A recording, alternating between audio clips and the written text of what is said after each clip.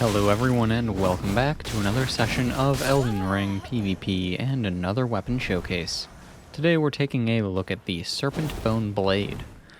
It is a weapon that you get from completing the second contract at the Volcano Manor. It's your quest reward for following the letter, and I have to say this is a very fun weapon. It requires 11 strength and 12 dexterity to wield, and it weighs 6 units. The skill on the weapon is double slash, and you are unable to change it despite the fact that this is not a somber weapon. At plus 25, it has a physical base damage of 294, an E scaling in strength and a B scaling in dexterity, and it does have a base poison buildup of 66 per hit. This is a weapon that I've had a really good time with. I really enjoy the moveset, and it's got some unique things going on with its moveset, specifically the R2 attacks, which I would say actually are the biggest pro of the weapon. Now, with the R2 attacks, there's something unique happening here. First off, it's a multi-hit attack, and that's all well and good, but that's not what makes this as special as they are. Now, the R2s, they actually cause buildup of things that require multi-hits to activate. And that makes sense that they would. Things like the Rotten Winged Sword Insignia, Millicent's Prosthesis, the Thorny Cracked Tier, those all stack with dealing multiple hits in quick succession. And there are tiers to those, 3 tiers to each of them. And each tier is a set percentage amount that it adds to your damage. Well, simply by hitting a single R2 attack, which is technically 2 swings, it moves up a tier. So if you do 3 R2s in a row and they all connect, then you're at the highest tier for Millicent's Prosthesis, the Rotten Winged Sword Insignia, and the Thorny Cracked Tier. And those all stack together. And by that point, if whatever you're fighting, whether it is in PvE or PvP, whether it's, a boss or a player, whatever it may be, if it's not either dead or poisoned by that point, well, first off, that's impressive, and secondly, if it does get poisoned, that leads to another pro of the weapon, and that would be the fact that it actually is a unique kind of poison. There are a couple of things in the game that can deal this, but it is a deadly poison or a lethal poison, depending on what item descriptions you read. The difference here is that it actually deals twice as much damage per tick as standard poison, but it only lasts a third of the time, so it's a bit of a trade-off. I personally think that deadly poison is more valuable for PvP, just because it puts more pressure on your opponent. It's not that big of a deal, to be honest. It's easy enough to, ignore it, but every little bit of pressure helps.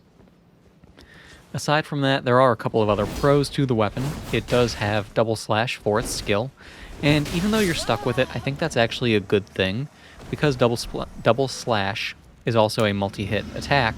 It also helps to build up for those talismans and the Thorny Cracked Tier. So because that also helps to build them up, it will help to maintain them, and because it's a multi-hit attack, it will benefit even more because, well, you're dealing multiple hits, and if your attack rating overall is higher, you see where I'm going. And then, of course, you can always throw on the Shard of Alexander because weapon arts, they always benefit from it.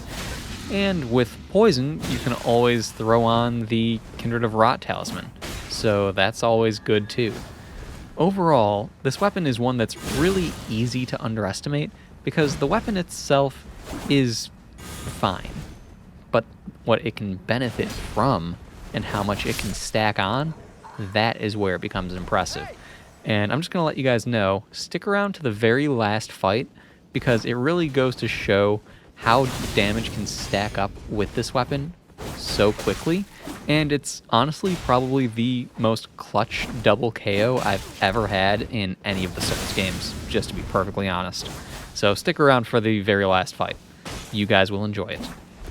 Now, that all said, there are a couple of other pros with the skill. Double slash is great at roll catching. You've seen me do it a number of times throughout the video, and the damage on it is pretty decent overall. It also has a bit more range than the R2 because it's got some more forward momentum, so that's a good thing to keep in mind if your opponent is trying to get away from you. try the try the double slash instead of the R2 because of that forward momentum. You'll be able to close a little bit of distance between them and possibly get a roll catch. So that's that.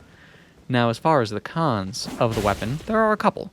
First off, the damage on the weapon, just as it is standalone without anything to boost it, it's fine. It's not the greatest, it's not terrible, it's not the worst weapon in the game. So, you know, it kind of relies on things to make it better, and that's not a bad thing, to be honest. Aside from that, it's not the longest katana. Again, not a huge deal, but something to keep in mind. There are better options out there as far as reach is concerned. I guess you could consider the fact that the R2 doesn't have more reach to be a con, but then on the other hand, you have double slash for that forward momentum and reach, so I don't think that's that big of a deal. It's kind of me being a little bit nitpicky and pedantic. But basically, the big thing with this katana is that it's just not rivers of blood, so a lot of people will judge it negatively purely for that fact alone. But I think it's a really good weapon in its own right. It's a lot of fun to use, it's got a lot of good things going for it, and the damage can be extremely, extremely impressive. So, that's all I've got. I hope you guys have enjoyed this one. There is one fight left after this. Like I said, it's the one that is probably the most clutch double KO I've ever had, so stick around to the end of the video to see how that plays out. That all said, thank you all for stopping by. I hope you've enjoyed this video, found it helpful in one way or another. If you have, then please do all the YouTube things, feed the algorithm for me, like, subscribe, all of that good stuff, and I'll see you guys next time.